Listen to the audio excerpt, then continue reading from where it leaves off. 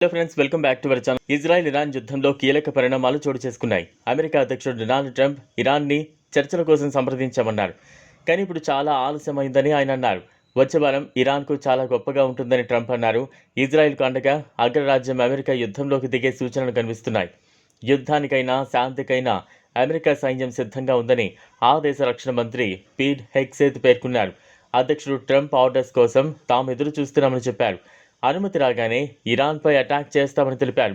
White హౌస్లో Trump మాట్లాడుతూ వారం క్రితం వరకు ఇప్పటి పరిస్థితులకు చాలా తేడా ఉందని అమెరికా అధ్యక్షుడు అన్నారు. ఇరాన్ విషయంలో ఆయన ఏం చేస్తారో ఆయనకే తెలియదని అన్నారు. ఇరాన్ ఇజ్రాయెల్ వివాదం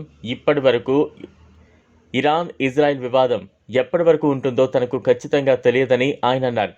కానీ ఇరాన్ వైమానిక రక్షణ వ్యవస్థ మాత్రం పూర్తిగా నాశనం చేయబడిందని ట్రంప్ పేర్కొన్నారు. అమెరికా తీరుపై ఇరాన్ సుప్రీం నేత అయతొల్లా అలీ ఖమేనీ తీవ్రస్థాయిలో విరుచుకుపడ్డారు.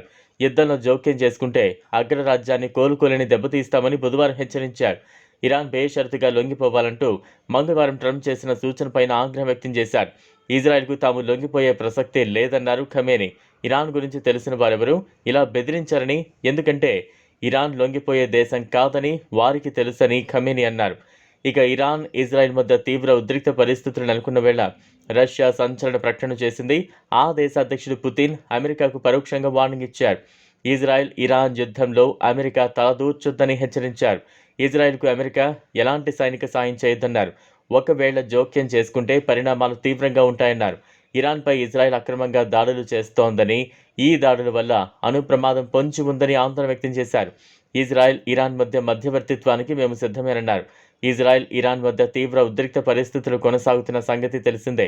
అయితే ఇరాన్ అణుముప్పును తాము ఓ వ్యూహాత్మకంగా అణిచివేస్తున్నామని ఇజ్రాయెల్ సాయుధ దళాలు చెప్పాయి.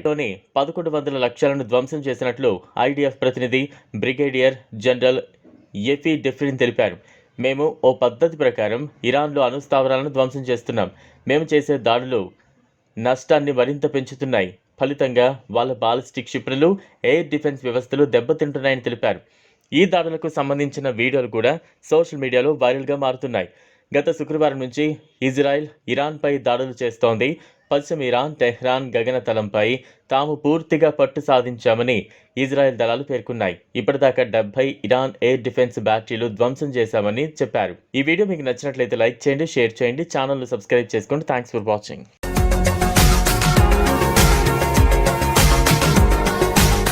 మరిన్ని అప్డేట్స్ కోసం మా ఛానల్ని సబ్స్క్రైబ్ చేయండి.